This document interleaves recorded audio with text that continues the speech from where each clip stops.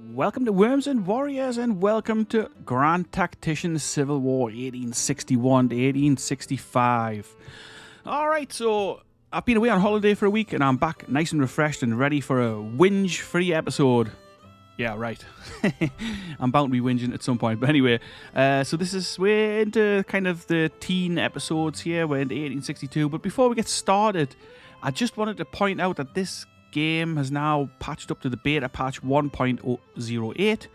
I've done a quick video with my initial thoughts. I'll link that in the playlist if you want to go and have a look, check it out. But basically, the only real new thing is avatars, where you can make your own general, which I've just checked out. I mean, I don't really understand why they've spent time on this, but whatever, it's fine. And yeah, it is interesting, I suppose. You can put your own guy in here. You can choose where he's from. It's all right. It's an interesting sort of little addition, but really, I wish they had worked more on fixing the bits that are broken. For example, the Navy and the AI needs improving. But anyway, I've done enough complaining about this. That's basically the only new part. I hope it's not going to wreck the campaign in any way, because the campaign was in 1.07, and then when I've turned this on, it's just auto-updated to 1.08 because I had forgot to switch off the damn beta patch. But anyway, if it is broken, I'll have to go back and roll it back somehow to 1.07. I'm not sure how I'll do that exactly, but I'm sure it'll be straightforward. But anyway, I'm going to load the game in now and we'll get started right away.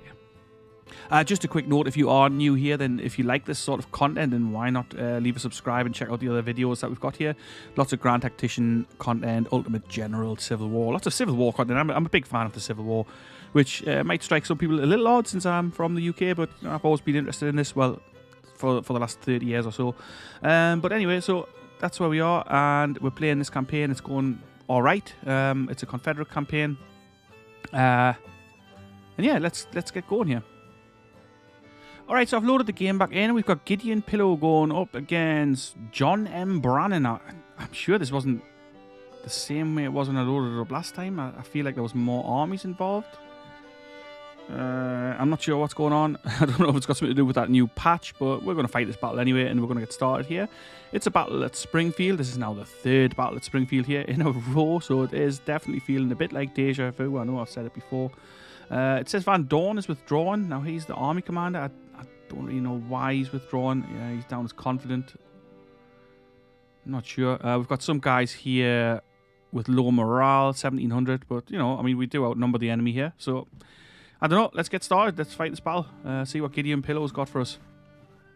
The Battle of Springfield, Missouri, June the 26th, 1862. Nice. So it's the peak campaigning season here. It's the middle of June, kind of kicking into summer proper. Yeah, and we're going to see what this brings.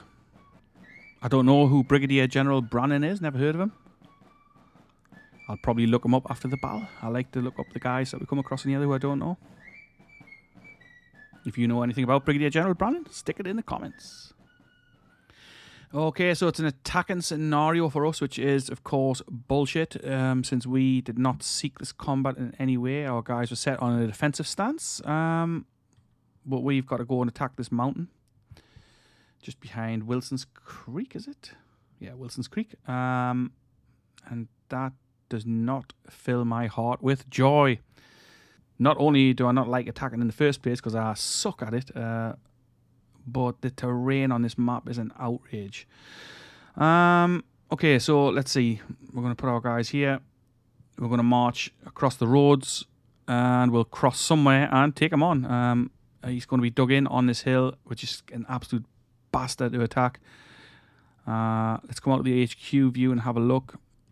Artillery's not going to play much of a role, especially for us. We've got Wilson's Creek to cross and an attack to orchestrate. It's 1630, so we're going to have to bring our guys together and then work it out from there, I guess. But this is not looking like my kind of battle at all, if I'm honest. Okay, I'm going to just set our dudes up. And I hate how it does this. So I had these guys in march column, and then I put them on the road, and it's come out of march column. But, and then you've got to put them back in. Never mind. Leonidas Polk with his division there. We've got Nicholas Pierce with another division and McCullough with another division. And then we've got Stevens and the artillery. But like I say, the artillery is likely not to feature too much in this battle. What we may actually do here, I might send Pillow marching around the rear. Let's have a look what this terrain looks like. There's a little path here. And then a little path in. Actually, yeah, we're going to do that. So Pillow is going to march around the rear with his corps. While Sterling Price, he's got 15,000 men. So, I mean, I can't remember what we're facing there. 20,000, I think. So he should have enough to hold these guys in place here. And the main attack will come from Pillow's corps coming around the rear. That's the plan. Will it work? I don't know. We've got some guys with low morale. Let's just have a look who that actually is. I'm not seeing anybody flashing, so our guys are fairly well armed here as well. Good commanders. Well, decent commanders anyway. Parsons, I like him. Reynolds is good. Don't know him. Frank Hughes, I don't know him. Little, excellent. Hawes, not bad either. So yeah, we've got pretty fairly decent commanders here. And Gustavus Smith here with his 42 guns, but like I said, it's unlikely they're going to play much of a part in this simply because of the terrain and the way the artillery works in this game. Yeah, so we're going to cross and we're going to march around the rear. So that makes the most sense. And I do apologise for all this blabbering. Lots of talking in this video already. We're not there. Let's get Polk's guys just about here.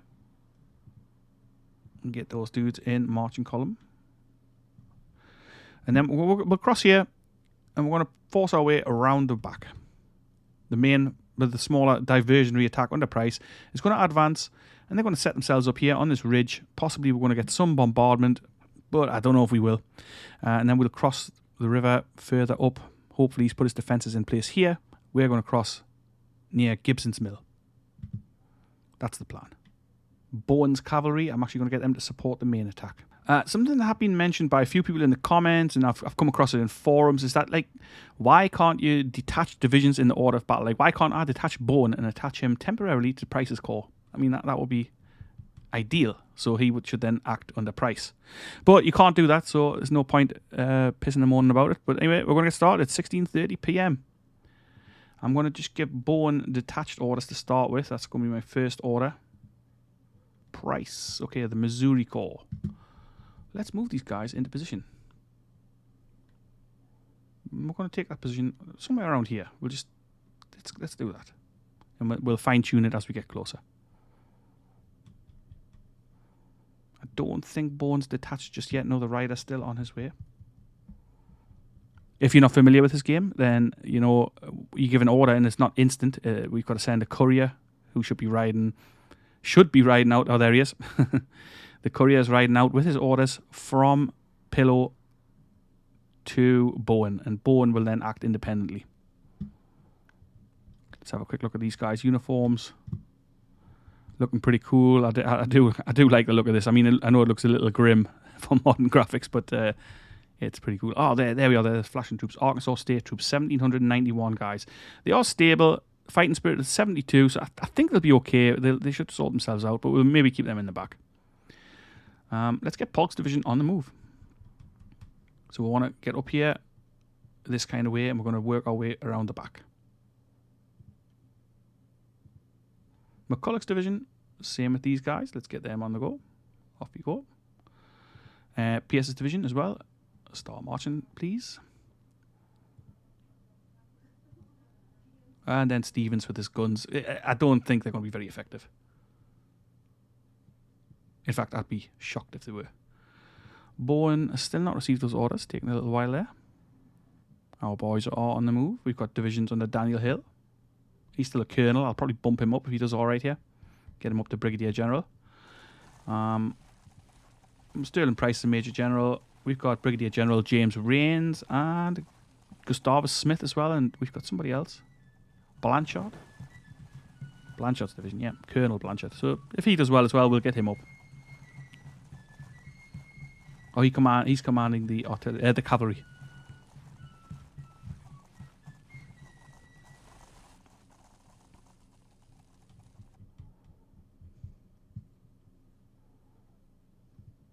Bowen has now received his orders, and we're going to move him up. I'm going going to put Bone over here so he has something to think about these crosses as well. That's the thing, we want the AI stretched thin. Let's speed it up. We're just under half an hour into this battle. Joseph Wheeler in the lead here with his brigade. Excellent cavalry commander in real life, but he's doing a decent job here with his infantry brigade.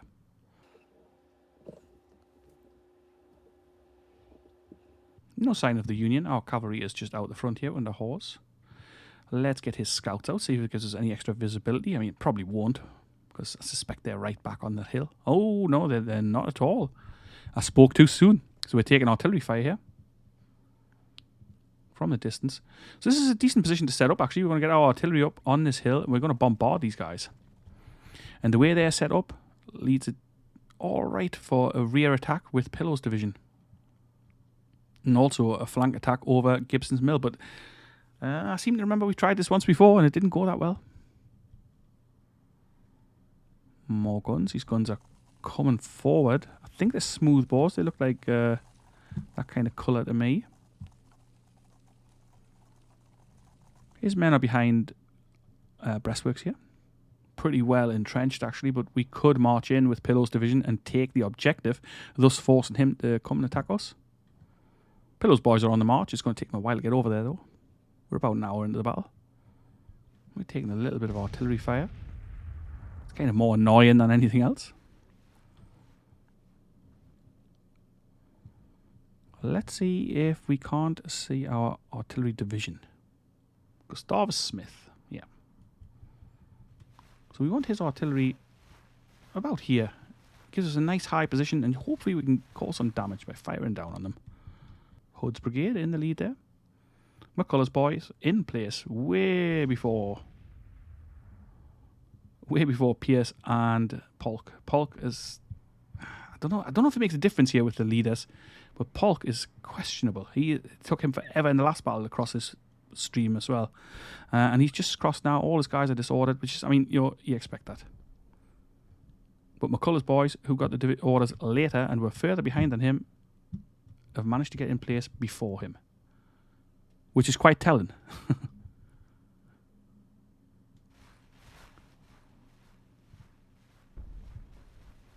We're still taking some artillery fire, but I don't think we've actually lost anybody. Maybe some guys to desertion, sickness, that kind of thing. No, nobody yet. Excellent. Here's long range for smooth bores. Unless these are artillery, rifle artillery, but I don't think they are. Pretty sure they're smooth bores. However, those ones might be rifled. It's kind of hard to tell. Okay, Smith's guns are almost in position, but it's almost 6:30 p.m. Just sending forward some skirmishers here just to see if we can do anything with them. I mean, I don't think we will be able to, but let's get some fighting on the go here.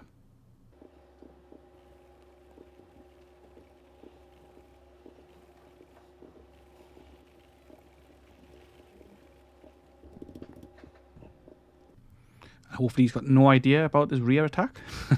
That would be nice. No, I'd rather they didn't cross. So basically we're just putting these guys forward to draw a little bit of fire. I'm going to lie them down in a moment. There we are, we're giving some fire out as well. Nice. Just hitting that first brigade, causing a handful of casualties. I'm moving forward the guns.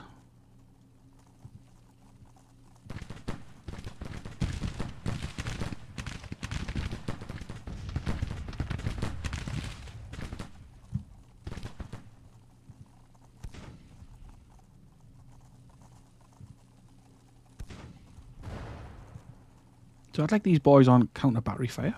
See if we can get some shots into this artillery.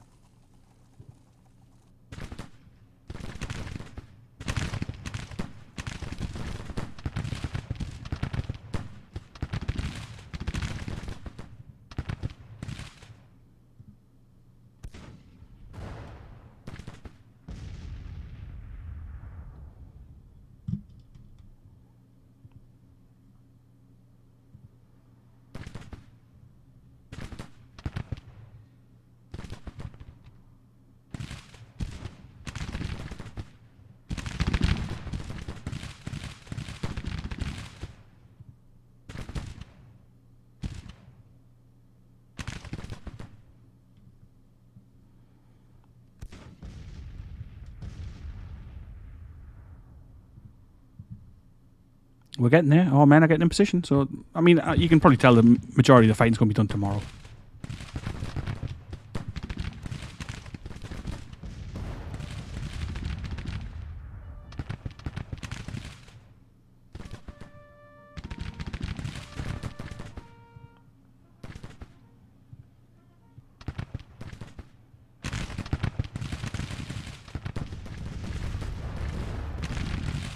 They're pushing forward some skirmishes as well.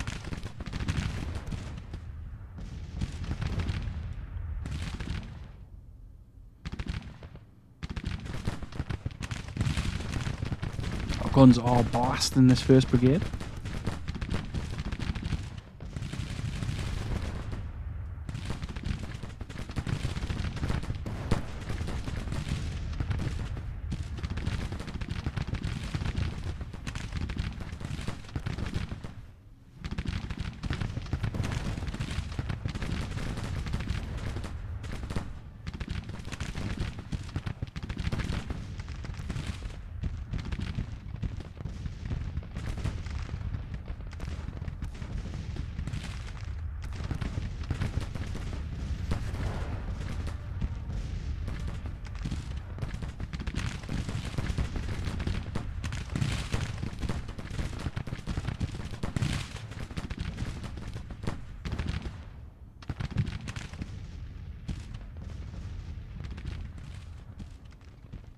Like I say, it's taken a long time to get our guys in position, but we knew that.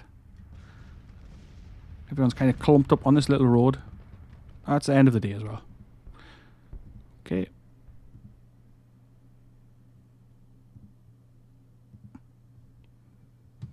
So that means we can get a little closer here. Polk's division.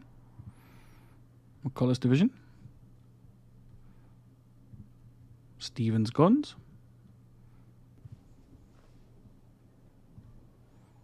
Okay, so we've done a little bit of repositioning here, nothing major.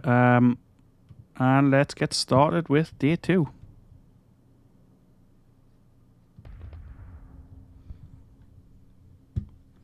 Alright, so our boys are in motion here. Day 2 has begun.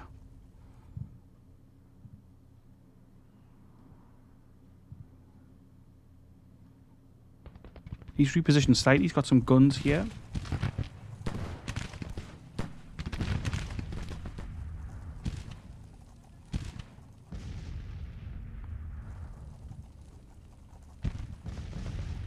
Not sure why I was spinning around. Let's just not do that.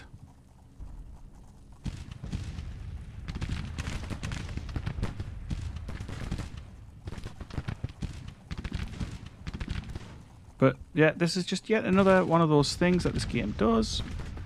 That is really annoying.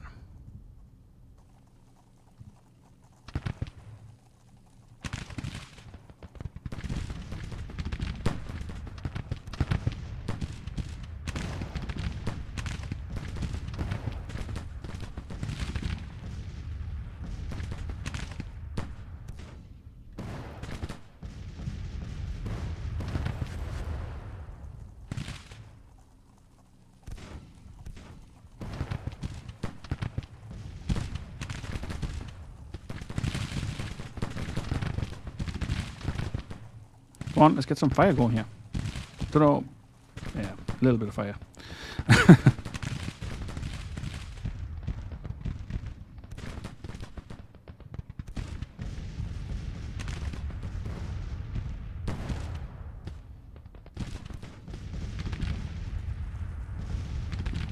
So this, I don't know what these guys are doing. Nothing's working here. They're just taking casualties and just another one of those things. They just seem to be stuck and spinning and doing nothing. A total joke. It's. I'm not complaining.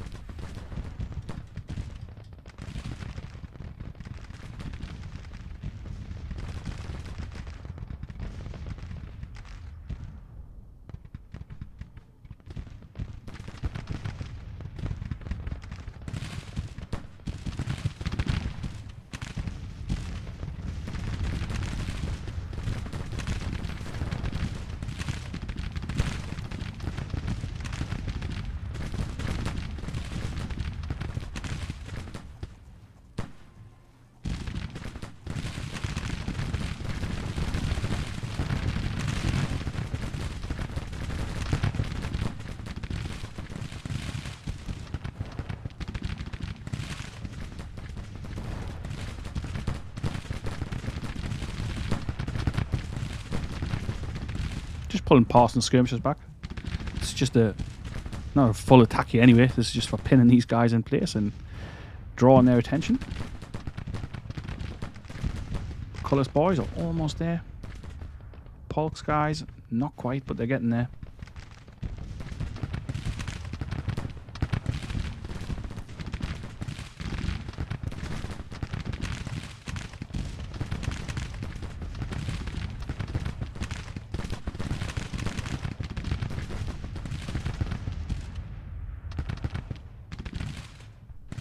So it looks like he's planning some sort of counter thrust here, which I'm surprised to see, to be honest. He's pressing across the river. What the hell?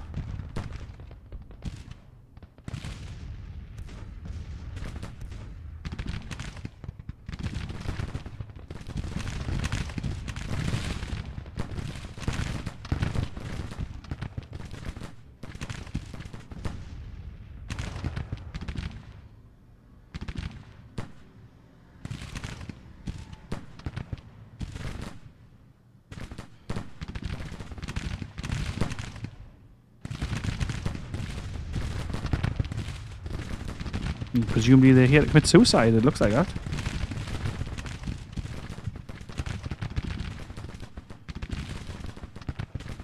So we're going to push Huga, I don't know how you say it, and Little across. And our boys are almost in place up here.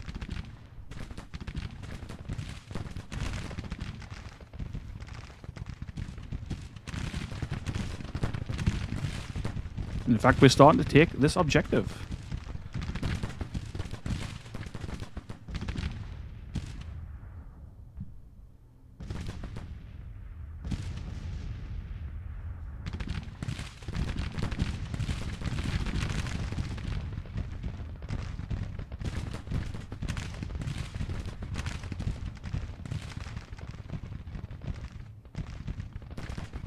Stand weighty here with this Cherokee mounted rifles. Let's get them in on this flank action.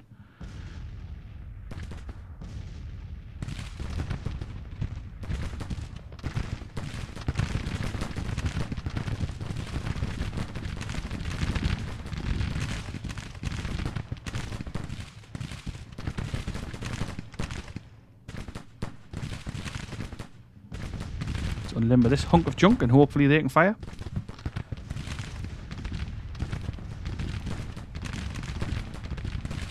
Okay, so we've taken the objective here. He's starting to move his guys around. He's probably finally realised what's going on.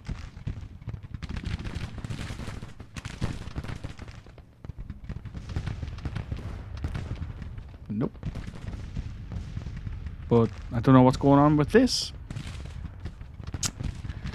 Well...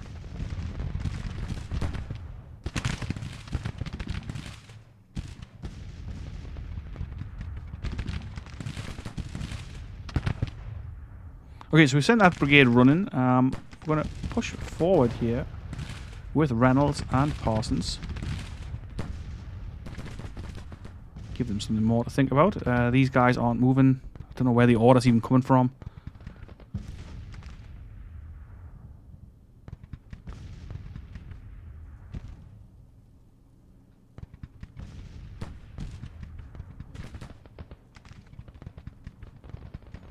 I'd very much preferred if these dudes would just halt.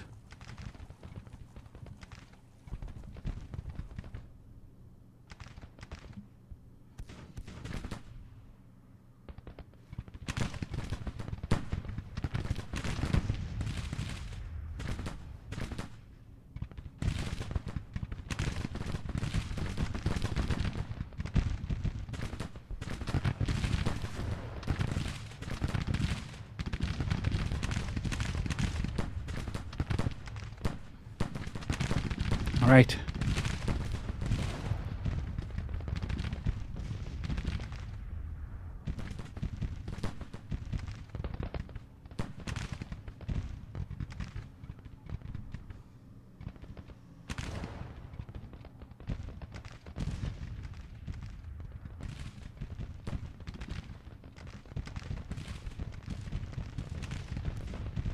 Right, why is Polk not moved his men in position? Why is this brigade still up there? You just can't rely on Polk to do his job, and that's a problem.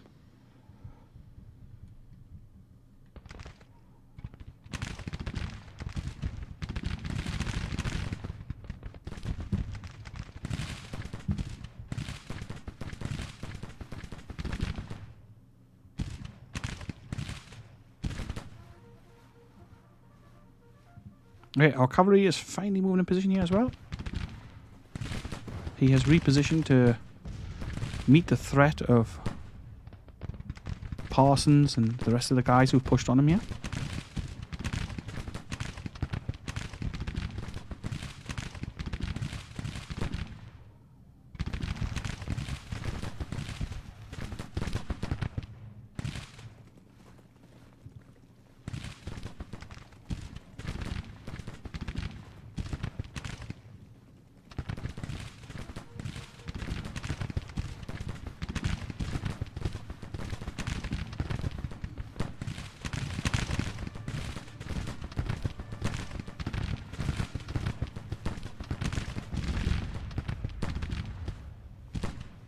I feel like we're doing okay. It's a little messy, but these kind of attacks quite often are.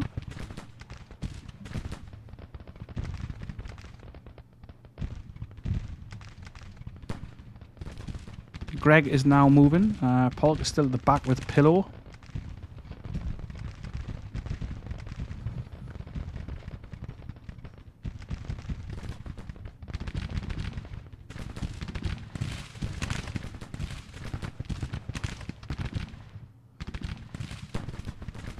First Brigade is taking a bit of a battering.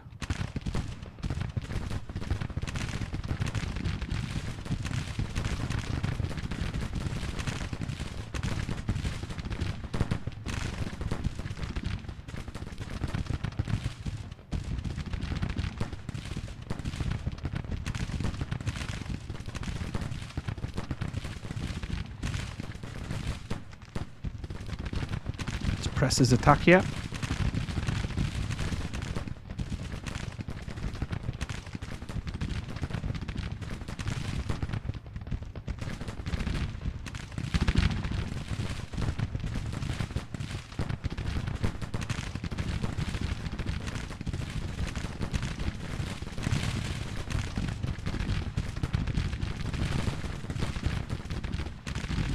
The Union's in real trouble.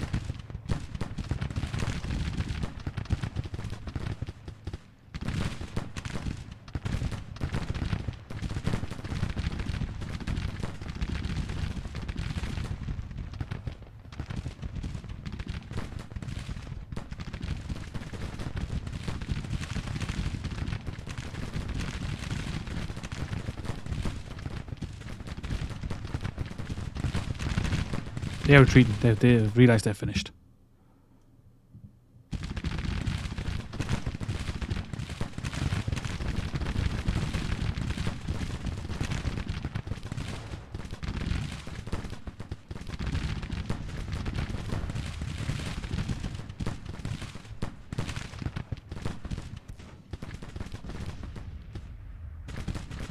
Let's get these guys finished off.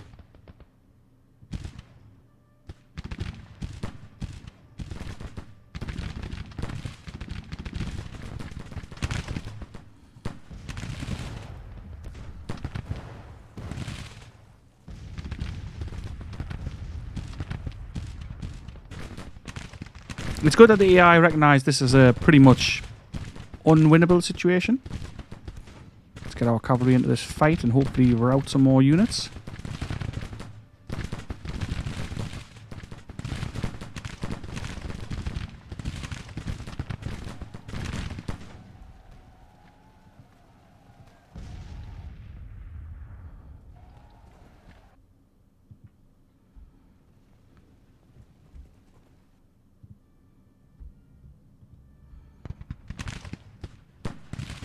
Come on, let's get them ridden down.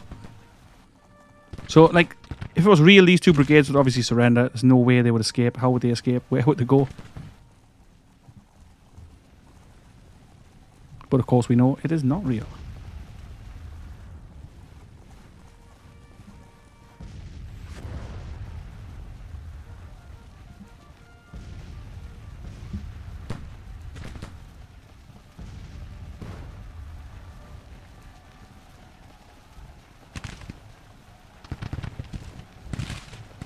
After these guns, please. Yeah, that's the ticket.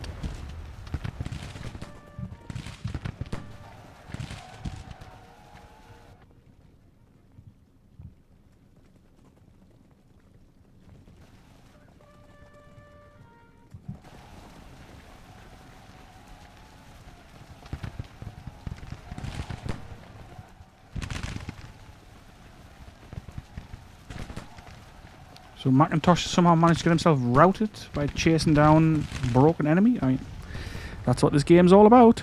Bullshit.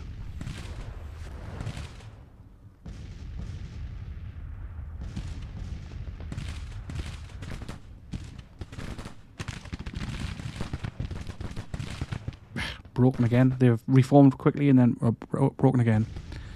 As if that would happen. There's no way they would have broken there. They were right down retreating enemy troops.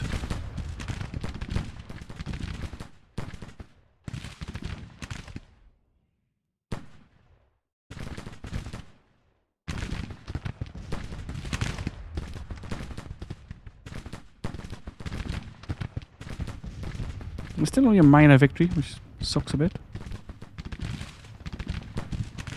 Cherokee Mounted Rifles here, chasing down the 2nd Brigade.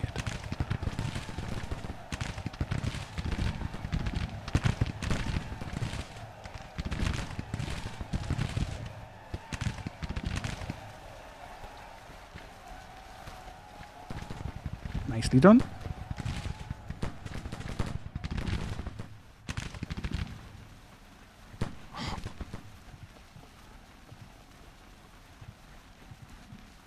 Like, whenever you want the initiative to work,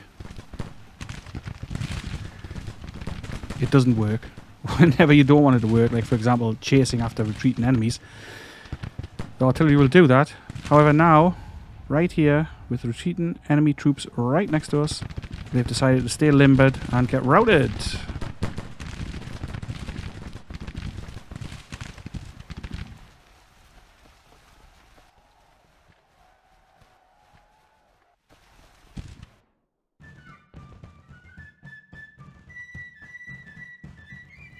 Less than 800 casualties for us, 3,000 for them.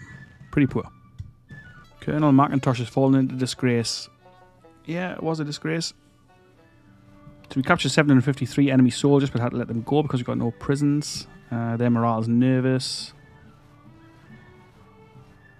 We're confident. We've got captured 5 guns and 2,000 rifles. Okay. Let's get Macintosh out of there. I'm going to replace him with Henry Davidson. So I'm thinking about replacing Polk with Wheeler. Wheeler looks a lot better than Polk. Polk sucks. We'll have a little think on that. Let's have a quick look at the overall situation here. Let's see what weapons we captured, if there's anything decent at all. It doesn't look like it. 10-pound Paris, maybe 5? I'm not sure. Handful of Springfield rifle muskets. A 3-inch ordnance rifle, 1. Yeah, not much. Okay, so that was another battle at Springfield.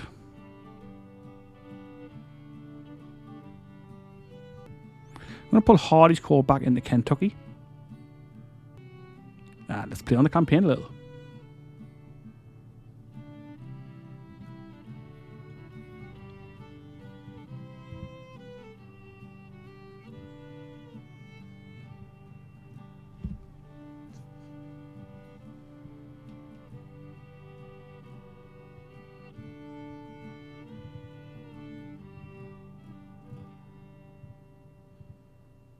We've got the Tennessee Hog Drivers ready here under Cadmus Wilcox. I'm going to transfer them out to a fighting unit. They're going to go and join Claiborne's division. So we've got 4 days until this professional artillery is ready. This is the CSA regular troops that we've recruited under Cooper. I'm going to send them down along with our Virginia HQ guys to take on Fort Monroe once again. Don't quite understand why Van Dorn ran all the way down to there. So we're letting a bit of time tick over here, let the campaign run through. Militia Act 3 is what we're working on, 36 more days for that. Let's see if we've got anything decent available here. farm mechanization. Yes, that is something I am indeed going for. And we're going to go ahead and do that. So we're going to get 10% extra volunteers and 10% better production in farms. Excellent. Other than that, we're working on propaganda, but that's not available yet, but we're close. We're going to recruit 1,500 men from Arkansas. And then we're going to move out Mansfield Lovell and his unit of Ozark Mountain Daredevils. This was a user requested unit, and we're going to put them into some action. So these guys are going to join Gustavus Smith. So we've got a bunch of carbines in order because we've unlocked the carbine project. They're going to be a while still. Let's see how long. 83 days. 50 more days. We get some more Williams guns. We've got 30 24-pound howitzers, which will come in handy, of course. Rebore muskets are on order. 40 days for those. That is it for the moment. Oh, Mississippi rifles as well. 103 days for those. Okay. Right, so the Army of Virginia is ready. We're moving them down here. Let's get these boys to attack Fort Monroe. And we'll get Ruggles to help again as well.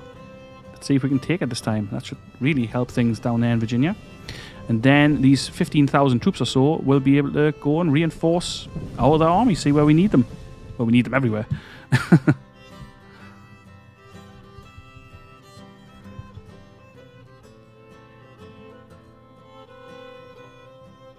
I'm going to move Garnett up to take Pittsburgh, or at least harass Pittsburgh, and see how that goes.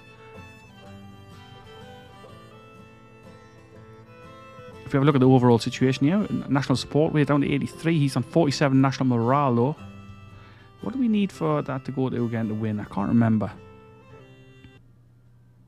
Below 25. Okay, so that's some way to go still.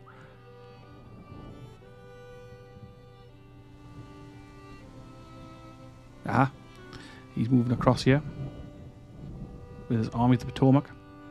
Obviously not happy about us moving up on Pittsburgh. He's going to take Grafton, no doubt. Army of Virginia is preparing the siege, yep.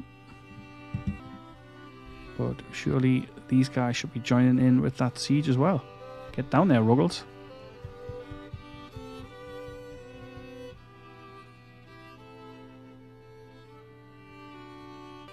So he's moving across to the Army of Potomac. That leaves the Army of Northern Virginia. That's what have they got? 36,000 men.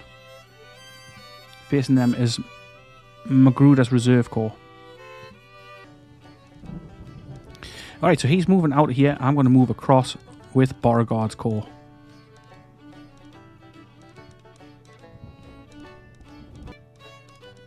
He can't be happy with our guys rampaging around in Pennsylvania here. Alright, there we go. We've caught him. We've split their forces and we're going to take McDowell on. He's isolated with that one army.